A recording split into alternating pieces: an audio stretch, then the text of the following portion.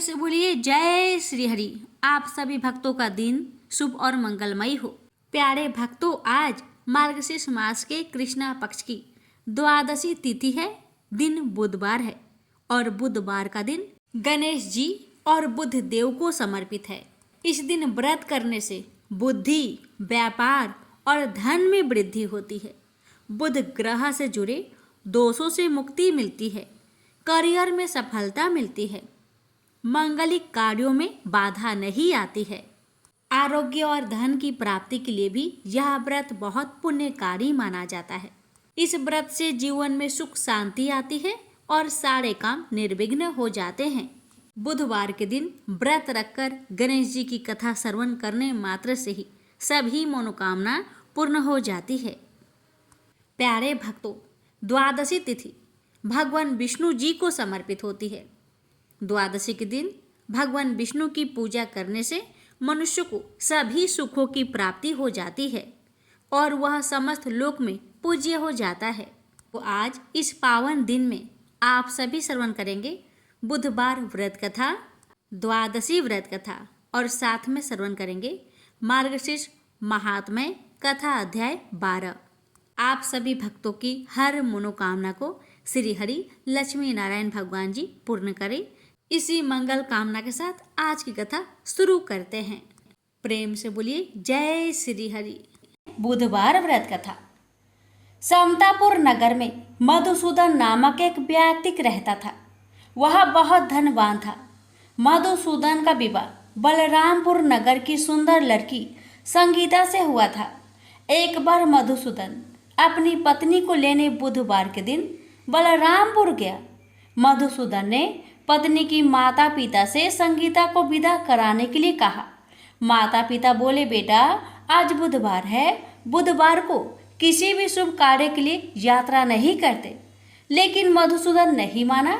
उसने ऐसी शुभ अशुभ की बात को न मानने की बात कही। दोनों ने बैलगाड़ी से यात्रा प्रारंभ की। 2 कोस की यात्रा के बाद उसकी गाड़ी का एक पहिया टूट गया। वहां से दोनों ने पैदल ही यात्रा शुरू की। रास्ते में संगीता को प्यास लगी। मधुसूदन उसे एक पेड़ के नीचे बैठाकर जल लेने चला गया। थोड़ी देर बाद जब मधुसूदन कहीं से जल लेकर वापस आया तो वह बुरी तरह हैरान उठा, क्योंकि उसकी पत्नी के पास उसी की शकल सूरत का एक दूसरा व्यक्ति बैठा था। संगीता भी मधुसूदन को देखकर हैरान रह गई। वह दोनों में कोई अंतर नहीं कर पाई। मधुसूदन ने उस व्यक्ति से पूछा, तुम कौन हो और मेरी पत्नी के पास क्यों बैठे हो? मधुसूदन की बात सुनकर उस व्यक्ति ने कहा, अरे भाई, यह मेरी पत्नी संगीता है। मैं अपनी पत्नी को ससुराल से विदा कराकर लाया हूँ। लेकिन तुम कौन हो जो मुझसे ऐसा प्रश्न कर रहे हो?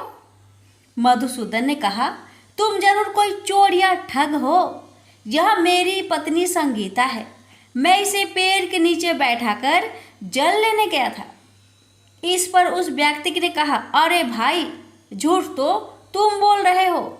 संगीता को प्यास लगने पर जल लेने तो मैं गया था।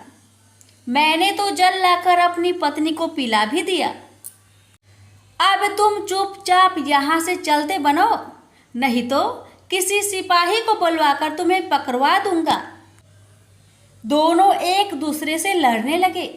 उन्हें लड़ते देख बहुत से लोग वहां एकत्र हो गए। नगर के कुछ सिपाही भी वहां आ गए।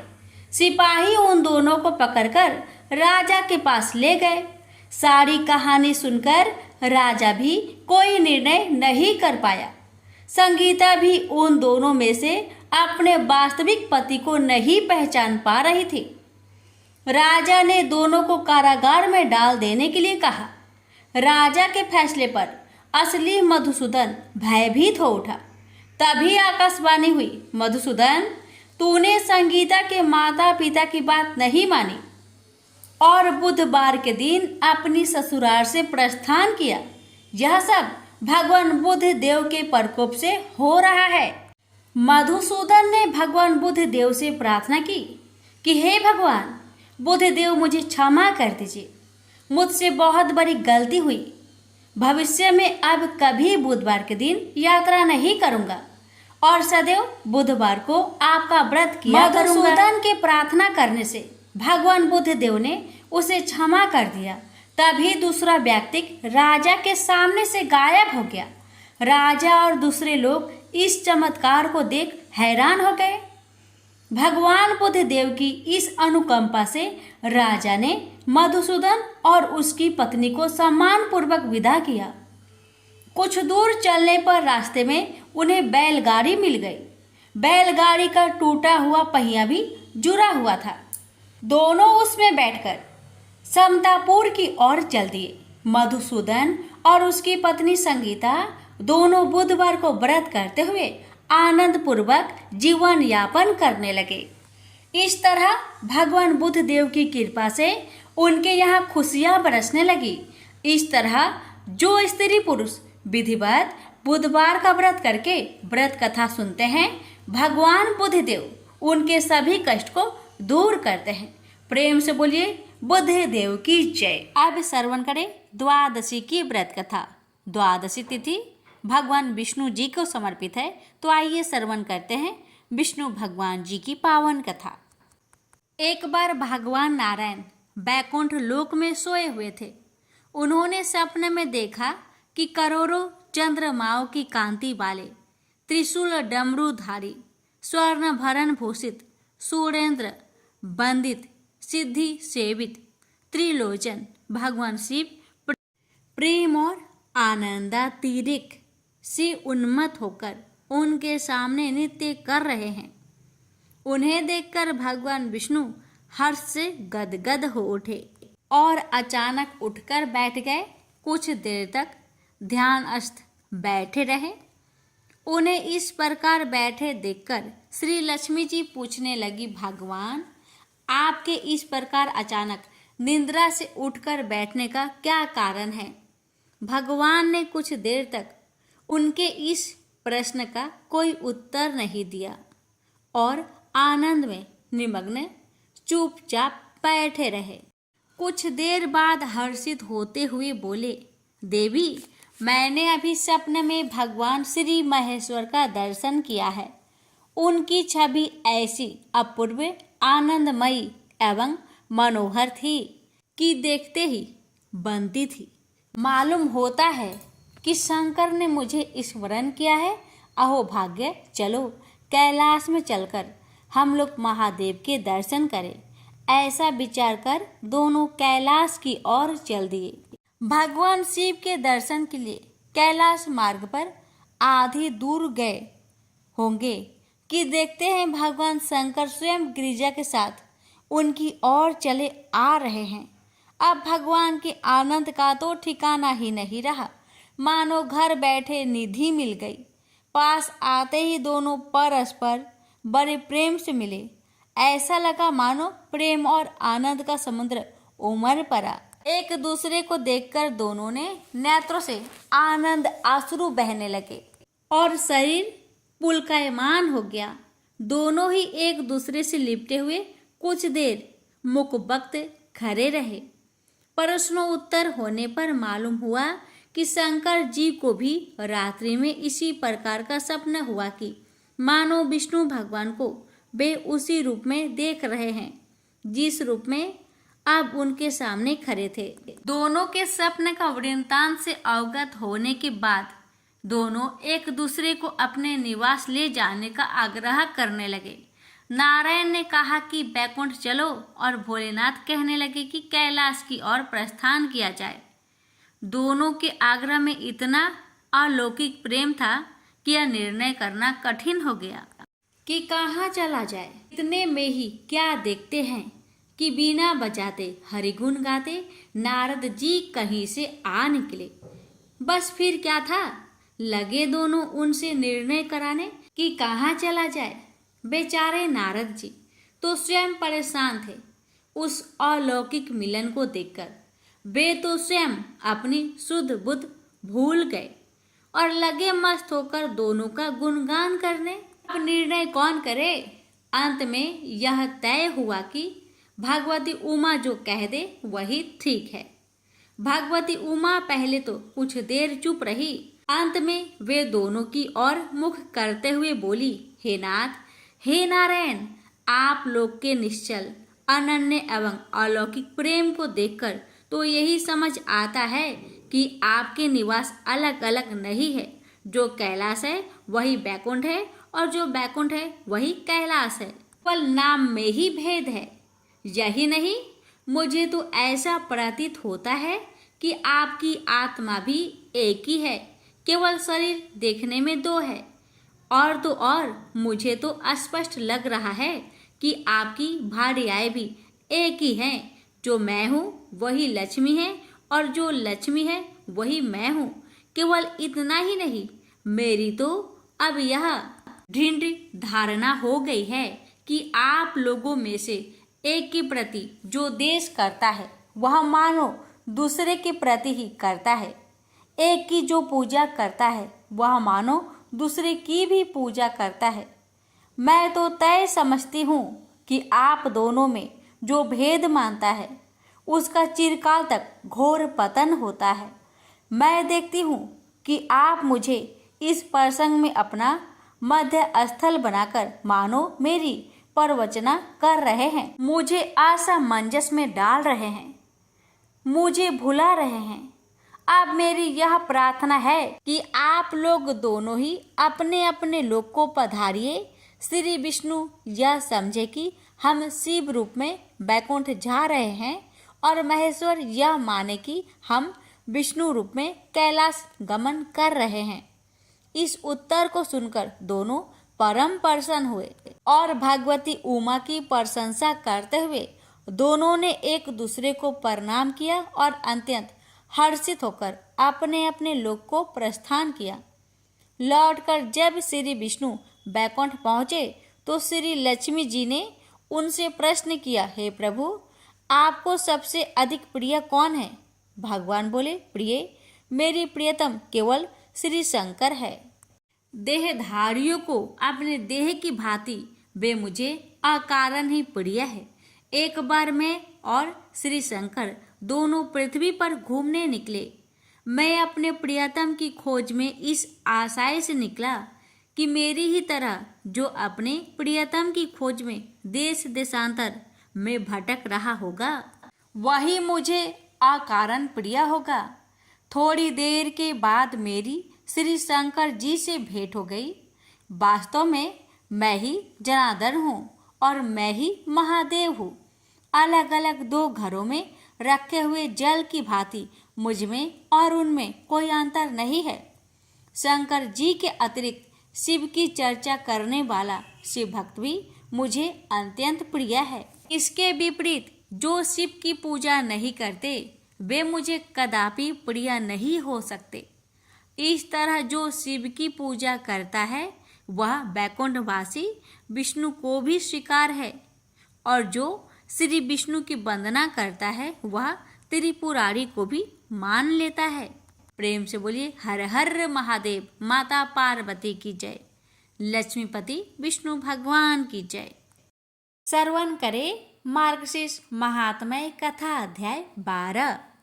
देव शर्मा ने कहा कि हे वत्स, सहसा केशव भगवान में तुम्हारी ऐसी बुद्धि हो गई है कि इस कारण तुम्हारे पूर्व सैकड़ों जन्म के पाप नष्ट हो गए।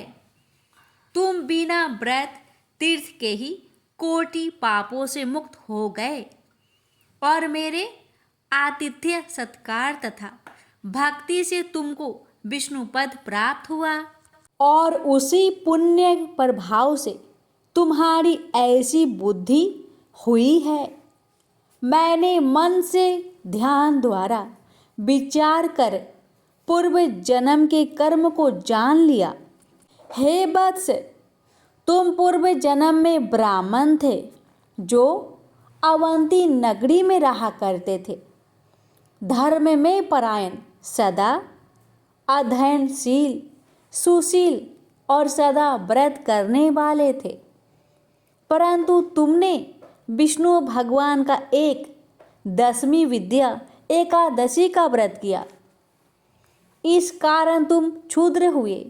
और पाप वृद्धि हुई तथा 10वीं विदा एकादशी व्रत के दोष से धर्म में चित्त नहीं लगता है। हे वत्स, विदर्भ नगर में तुम्हारी लड़की का लड़का रहता था। उसने विधि पूर्वक एकादशी का व्रत किया और अखंड एकादशी व्रत का पुण्य तुमको दिया।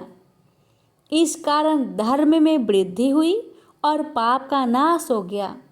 उस एकादशी व्रत के पुण्य प्रभाव से 10वीं विदा के पाप को यमराज ने मिटा दिया और तुम्हारे इस जन्म के तथा पूर्व 10,000 जन्म के पापों को इस समय यमराज ने मिटा दिया।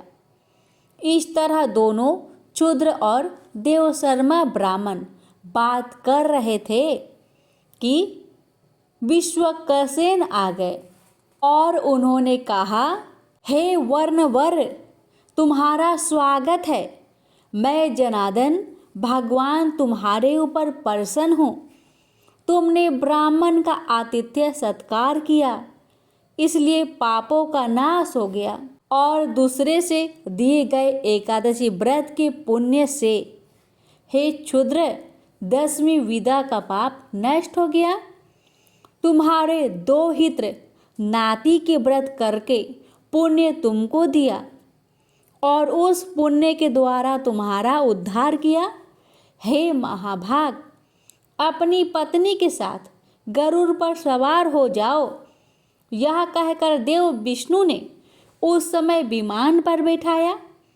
हे नृपोत्तम, क्षुद्र शरीर में तुम स्वर्ग को गए और देवशर्मा ब्राह्मण तीर्थराज परियाग को गए।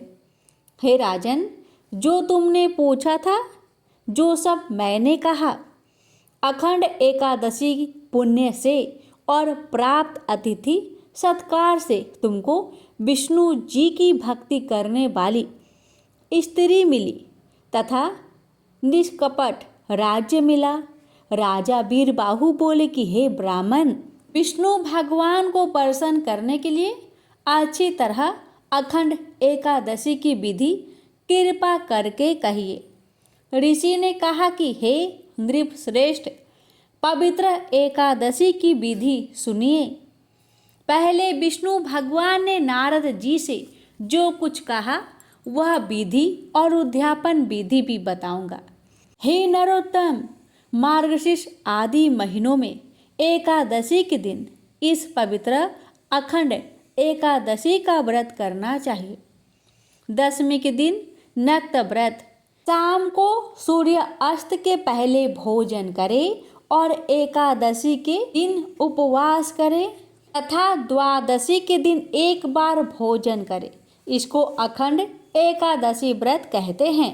दिन के अष्टम भाग में शाम को सूर्य नारायण के मंद प्रकाश होने पर सूर्य अस्त के पहले जो भोजन किया जाता है उसको नक्त भोजन कहते हैं, किंतु रात्रि में भोजन को नक्त भोजन नहीं कहते।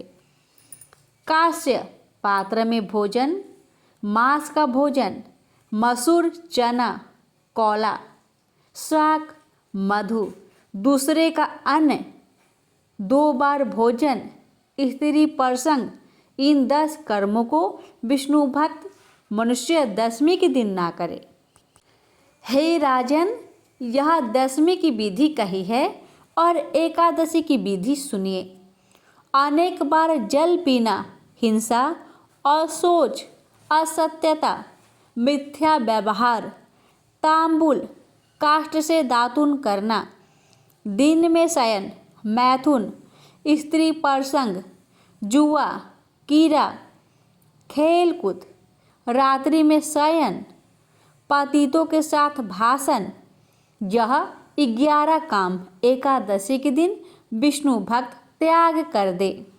हे केशव, आपके प्रियर्थ आज के दिन रात्रि के लिए नियम किया। हे देवेश, आज मेरे लिए स्त्री सुख ना होगा और ना भोजन सुख होगा, अर्थात इन दोनों का परित्याग किया है। परंतु हे पुरुषोत्तम, स्वप्नावस्था में विकलता बस भोजन या मैथुन हो या दांतों के बीच उच्छिष्ट अन्न लगा रह जाए उसको क्षमा कीजिएगा। उपवास का लक्षण कहते हैं पाप कर्मों से निवृत्त होकर जो दया, दक्षिणा आदि गुणों के साथ वृद्धिकृत वास है उसको उपवास कहते हैं। न कि उपवास द्वारा शरीर के पोषण को उपवास कहते हैं।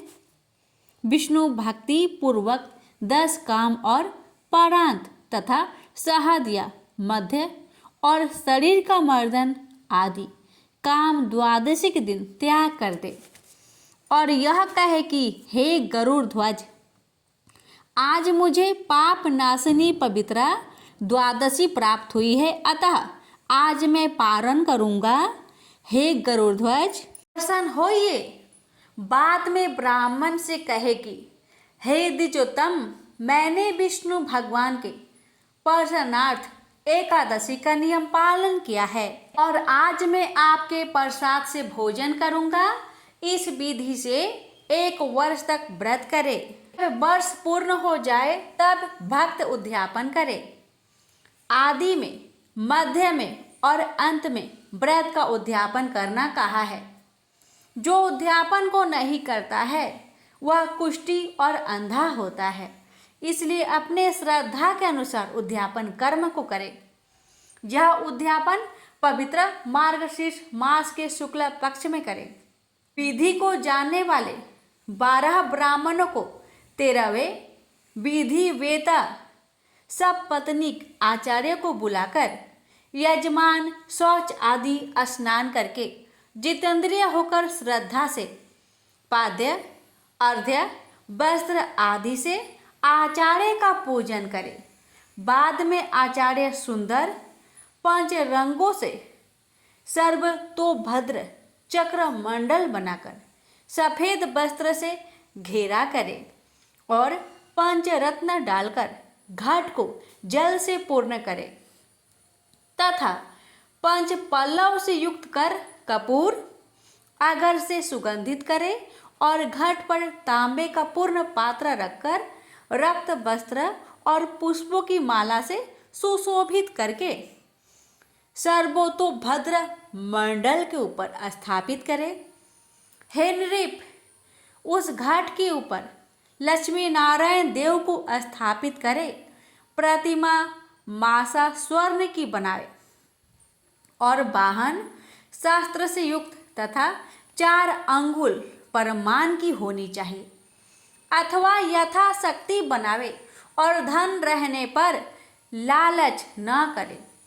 मूर्ति स्थापित कर मंडल में 12 मासों के देवों की स्थापना करे और उनके स्वामी की अखंड एकादशी व्रत के निमित्त पूजा करे। मंडप के पूर्व दिशा में सुंदर शंख की स्थापना करे और कहे कि हे 5 जन्य, पहले आप समुद्र में उत्पन्न हो और विष्णु भगवान ने अपने हाथ में आपको धारण किया है तथा समस्त देवताओं ने तुम्हारा निर्माण किया है। हे 5 जन्य, आपको नमस्कार है।